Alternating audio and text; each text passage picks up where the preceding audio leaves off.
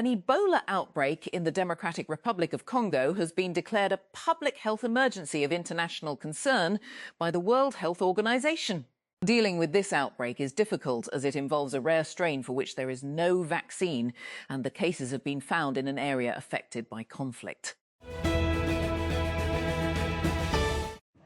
A drone attack that caused a fire close to the Baraka nuclear energy plant in the United Arab Emirates has raised further concerns about nuclear security and military escalation in the Gulf as discussions of peace between Iran and the United States hang in the balance. Baraka was the first nuclear power station to be built on the Arabian Peninsula.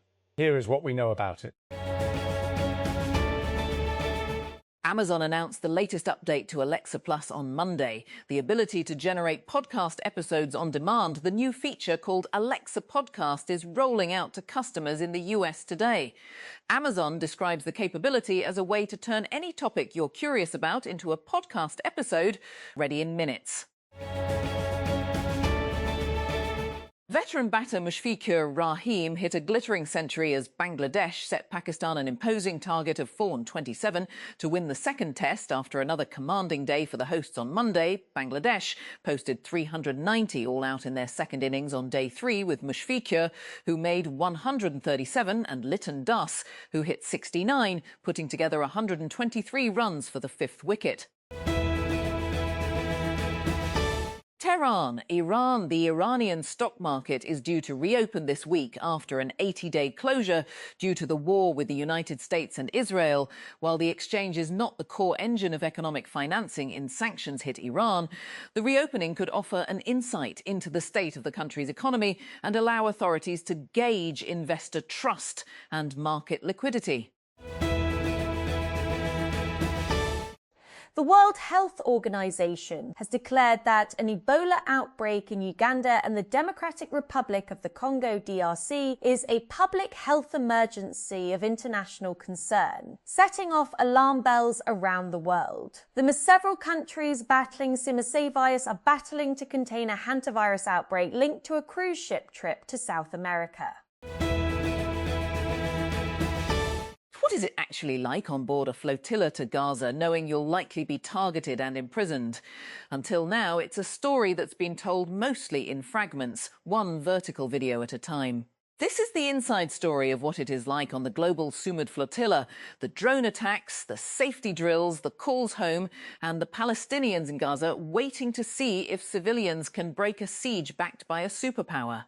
This episode is part of a 3-part documentary series, The Flotillas, by The Take and AJ Plus Connect with us. Grafana Labs, the maker of its eponymous popular open-source web visualization software, confirmed it had been hacked, but that it refused to pay the hackers who had threatened to release the company's codebase. In a series of posts on social media, the lab said its investigation found that the hackers had abused a stolen token credential that allowed access to the company's GitLab environment, which it uses for code development. The token did not provide access to customer records or financial data, but allowed the hackers to obtain the company's repositories of source code. The company has since invalidated the token and added additional security measures to prevent a repeat incident. The Sindh School Education Department has directed private schools across the province, including Karachi, to immediately refund fees collected from matric students for the months of April to July 2026. The Directorate of Inspection and Registration Sindh said several complaints had been received against private schools for charging Class 10 students fees for months during which they were appearing in examinations.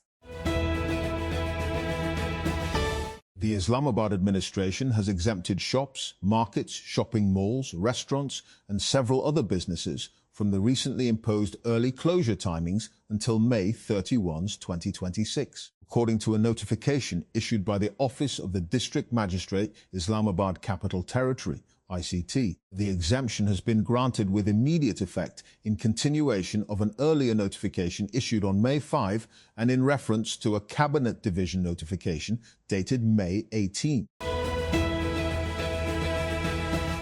Islamabad. The Islamabad High Court, IHC, on Monday issued notices to the Capital Development Authority, CDA, on intra-court appeals filed by 20 apartment sublessees of the multi-billion rupee One Constitution Avenue project, seeking protection of their possession rights after the cancellation of the project's lease. The court sought the CDA's response by tomorrow, Wednesday. The United Arab Emirates, UAE, is standardising the deadline for paying private sector salaries to regulate wage payments across the country, Khaleej Times reported on Monday, according to a new rule introduced under the UAE's Wage Protection System, WPS. Salaries must be paid on the first day each month for the previous month, while payments made after the first will be considered delayed. The rule is scheduled to come into effect on June 1. Lahore. The Water and Power Development Authority, WAPDA, said on Monday that it recorded more than 6,000 megawatts on Sunday night following an increase in the release of water from reservoirs by the Increase in the Release System Authority, IRSA. With increased indent by IRSA, WAPDA's hydropower stations provided 6,118 Bajunabu to national grid during peak hours. The authorities said in a statement. Iran has moved a step further in its attempts to formalise its effective control over the Strait of Hormuz, after the country's top security organ announced the formation of a new body to manage the key passage. The country's Supreme National Security Council on Monday said the new authority, called the Persian Gulf Strait Authority, PGSA, would provide real-time updates on operations and the latest developments in the strait, a critical choke point through which 20% of the world's oil and gas pass in peacetime. Iran has submitted a response to the latest United States proposal to end the war via mediator Pakistan as a fragile truce comes under growing strain. Iranian Foreign Ministry spokesman Esmail Baghai told a press briefing on Monday that Tehran's response to the latest US proposal had been conveyed to the American side through mediator Pakistan. The semi-official Tasnim news agency reported. Pakistan Test captain Shan Masood has been included in ESPN Cricinfo's panel for the greatest men's international cricketers of the century, a project focused on selecting the best men's international players from 2000 to 2025. The feature reviews performances across tests, ODIs and T20Is over the last 25 years, with attention to players' records, consistency, leadership and overall influence on the game.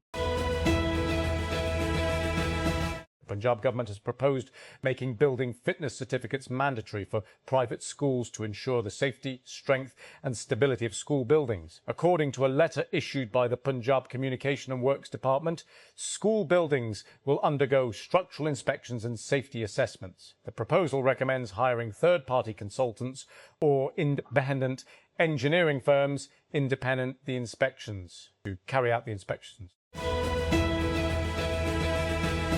The Punjab government has approved the establishment of a dedicated internal affairs wing within the Punjab Enforcement and Regulatory Authority to monitor the conduct and performance of officers across the province. The decision was taken on the directions of Chief Minister Mariam Nawaz following complaints related to corruption, misuse of authority and administrative irregularities within the authority. Lenovo has announced the IdeaPad 5 2-in-1 14Q8 wine for the global market. The new model is a lightweight convertible laptop based on the ARM platform. Lenovo is positioning it as a battery-focused machine with Snapdragon hardware. Fresh claims have emerged in Pakistan's ongoing Cambridge exam paper leak controversy after a Reddit user alleged that he obtained the bank account details of people involved in selling leaked papers online. According to the Reddit post, the user said he posed as a buyer to get payment details from an individual allegedly offering leaked Cambridge exam papers for sale. The user claimed the seller shared bank information, a bank account belonging to a Mohammed Rashid, after being told that the paper would be purchased online.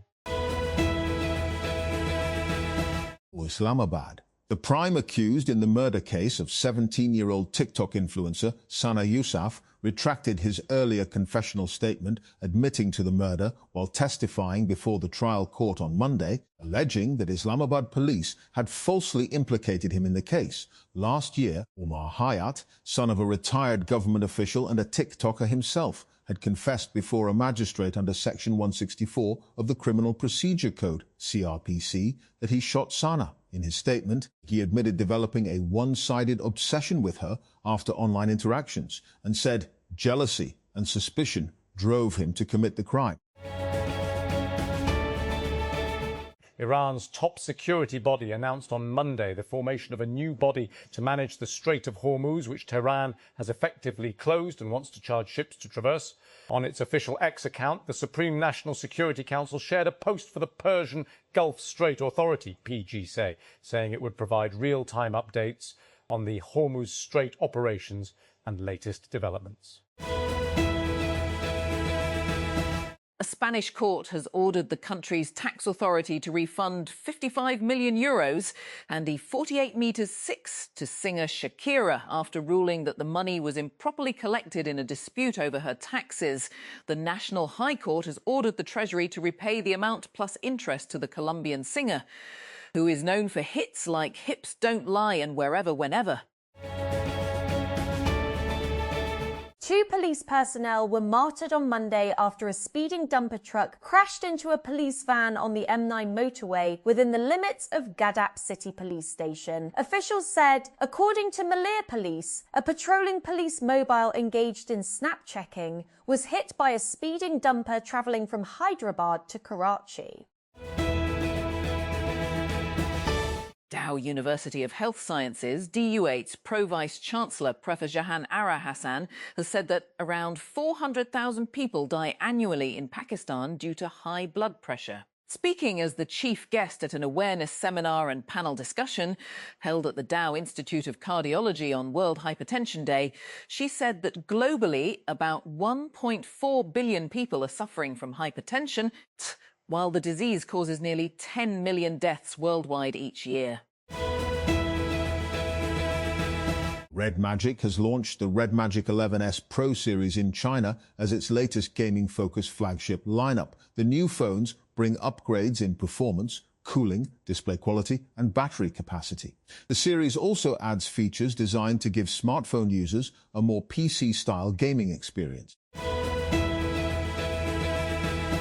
Pakistan's electricity consumers are likely to see mixed tariff changes in upcoming adjustments, with a potential net relief of just 20 paisa per unit after offsetting quarterly and monthly revisions. According to official estimates, the Power Division said that in the quarterly adjustment for June, electricity prices may decrease by 1.93 per unit, offering relief to consumers. However, in the April 2026 monthly adjustment, a separate increase of 1.73 cents per unit is expected. The Khyber Pakhtunkhwa government has announced summer vacations for educational institutions in the province's plain areas from May 22 to August 31, 2026. According to Education Department sources, the holidays were originally scheduled from June 1 to August 31. However, authorities decided to begin vacations earlier due to Eid al-Azha holidays and the weekly Friday, Saturday and Sunday breaks falling around May 22. If you use AI, maybe you just shouldn't be a writer. At least, that's what Canadian actor and filmmaker Seth Rogen believes. In an interview with Brute America at the Cannes Film Festival, Rogen shared his opinion on the use of AI in script writing.